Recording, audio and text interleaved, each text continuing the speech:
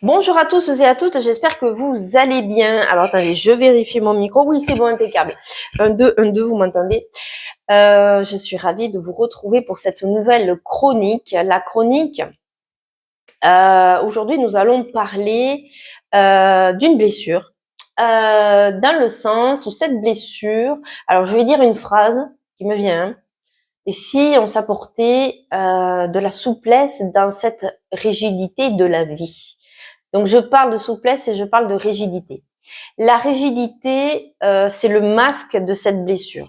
Je vais vous donner quelques exemples et vous allez deviner de laquelle je parle. Alors, nous vivons dans le pays de la France. Pour ceux qui me regardez et que vous vivez en France, donc nous vivons dans le pays de la France. Et nous vivons et subissons des inflations, des taxes, des impôts. Nous vivons, qu'est-ce que je pourrais vous dire de plus? Nous vivons le peu que nous gagnons, nous le redistribuons à l'État, nous serrons la ceinture encore un peu plus. Nous vivons des obligations, nous vivons des frustrations, nous subissons. Donc je parle de quoi? La blessure de l'injustice. Voilà. Donc nous allons parler de la blessure de l'injustice. Alors, je vous donne ces exemples parce que pour moi, vous parlez de la théorie au niveau de toutes ces blessures, c'est bien. Certes, j'ai ouvert un livre il y a 30 ans et c'est comme ça que j'ai découvert Lise Bourbeau, qui a écrit donc les 5 blessures de l'âme et puis d'autres.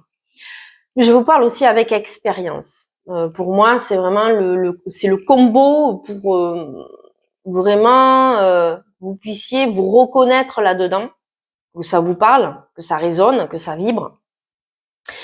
En même temps de vous en parler, c'est aussi, vu que j'ai expérimenté, il y a des solutions, il y a des clés pour traverser au mieux ces blessures, quelles qu'elles soient.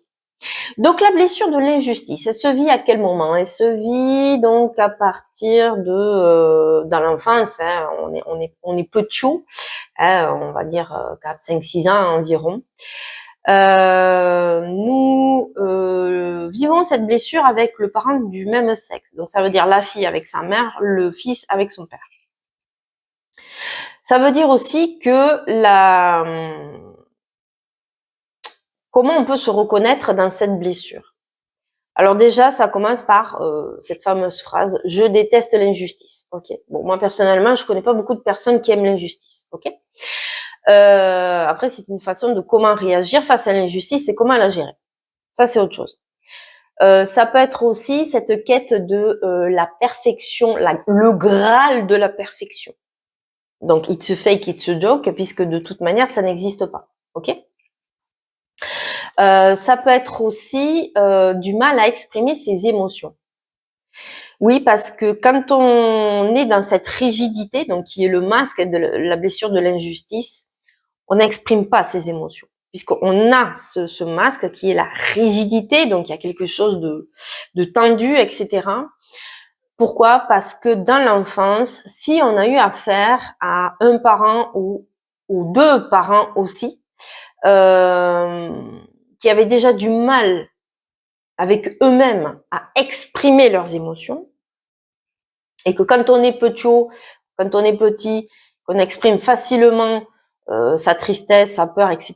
par des pleurs, et que l'on reçoit cette injonction en disant arrête de pleurer, c'est pas bien, sois fort, sois voilà. Donc du coup, on enregistre dans notre tête qu'il ne faut pas pleurer parce que si je pleure, je suis faible.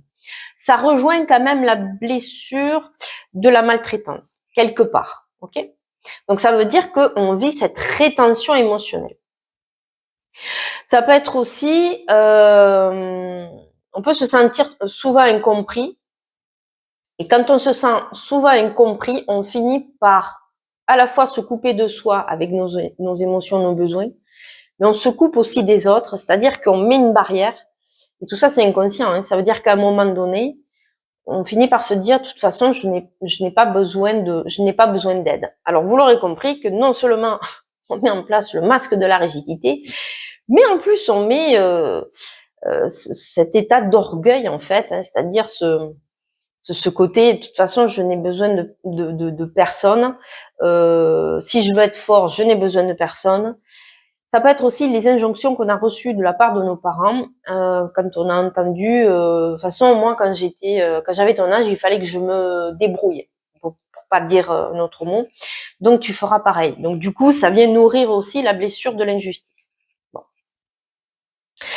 Quelles sont les 3 façons, en fait, de réagir face à cette blessure? Rappelez-vous, on rejoue la blessure, on refoule la blessure, on sublime la blessure.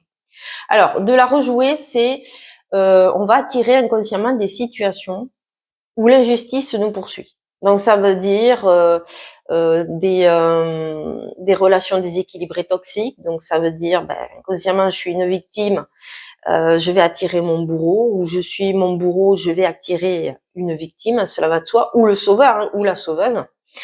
Ça peut être aussi un sentiment de devoir absolument prouver sa valeur, trouver sa place, mériter sa place. Ça peut être aussi le côté rebelle, c'est-à-dire je vais choisir un travail non reconnu. Mais ça vient jouer justement dans cette blessure de l'injustice. Ça veut dire je vais prouver que même s'il n'est pas reconnu, mais je vais prouver que mon travail est bien. Ok. Donc il y a ça.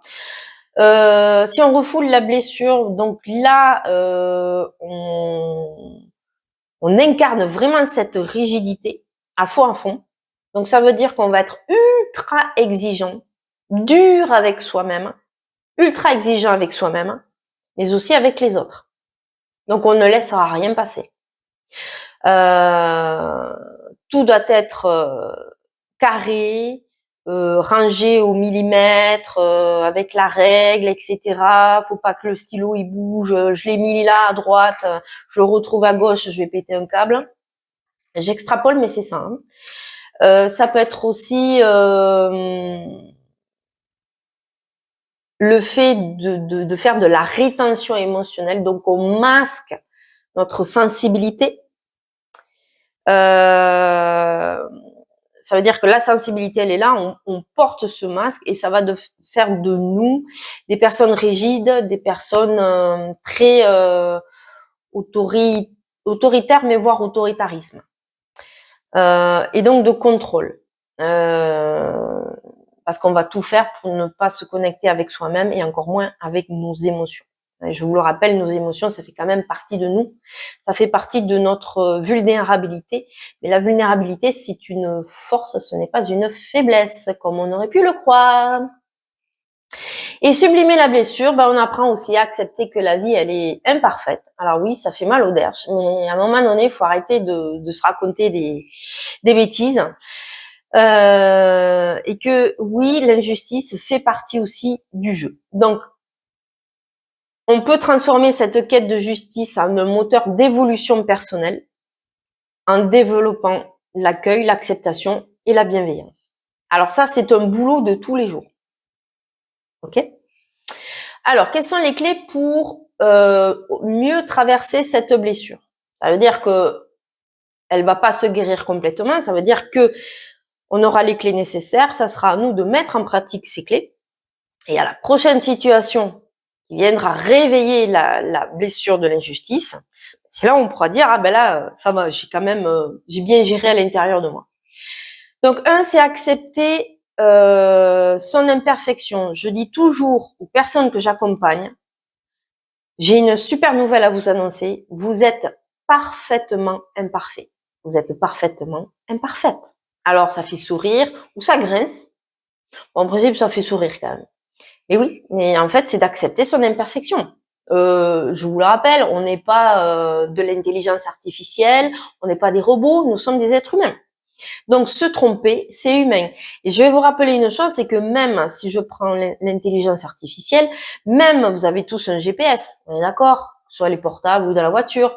Bon, même les GPS, ils se bourrent, hein, donc ils vous amènent des fois dans des petits chemins les fameux chemins départementaux où vous êtes complètement paumé, il vous dit, vous êtes arrivé. lol. Donc, c'est aussi exprimer ses émotions. Ça, c'est valable pour toutes les blessures. Exprimer ses émotions, exprimer ses besoins. Ça veut dire, arrêtons de jouer aux glaçons. Arrêtons de se comporter comme des glaçons, d'être rigide, d'être froid. C'est s'autoriser à pleurer sans s'excuser. Ouais, parce qu'il y a ça aussi. Ah, excusez-moi, je pleure. Non, non, vous avez le droit de pleurer. Laissez aller. Hein, d'accord? Donc, c'est s'autoriser à pleurer, à crier. Ouais, et puis à un moment donné, de laisser exprimer aussi la colère. Pourquoi? Parce que ça va permettre de recréer du mouvement à l'intérieur de vous. Rappelez-vous, au niveau des émotions, motion, énergie en mouvement. C'est aussi apprendre à recevoir. Donc, c'est dans le sens, ben, vous êtes embêté, vous êtes en panne, vous avez du mal, je sais pas, à payer vos courses, à payer une facture. Je parle de ça parce que c'est d'actualité, hein, voilà. Donc, c'est aussi demander de l'aide auprès de votre famille, de vos amis, de vous aider. Il n'y a pas de mal à demander de l'aide. Ça peut être aussi, et c'est pas un échec, c'est pas une histoire d'échec. Ça n'a rien à voir. Ça permet aussi de recréer des liens, de ne plus se sentir seul. Parce que la peur de l'échec et l'orgueil nous isolent et nous enferment énormément. Développer la bienveillance envers soi-même, donc vous l'aurez compris. Être sympa avec soi, hein, se donner de l'amour, par exemple. Par exemple, il y a des phrases des fois qu'on peut se dire ah mais quel bip et puis mais qu'est-ce que je suis bip. Là c'est stop, j'arrête. Non, je ne suis pas comme ça. Je l'ai entendu de mes parents, mais je ne m'identifie pas à ça, ou je ne m'identifie plus à ça. Ok? Et puis ça permet aussi d'apprendre à accueillir et de lâcher prise. Donc dans le sens où cette rigidité se transforme et devient en souplesse. Donc vous n'êtes pas non plus responsable de tout. Ok? Vous faites aussi de votre mieux et c'est déjà bien. Donc, la blessure de l'injustice nous pousse à être des guerriers de l'excellence, mais elle peut aussi nous enfermer, donc vous l'aurez compris, dans une rigidité intérieure, un enfermement.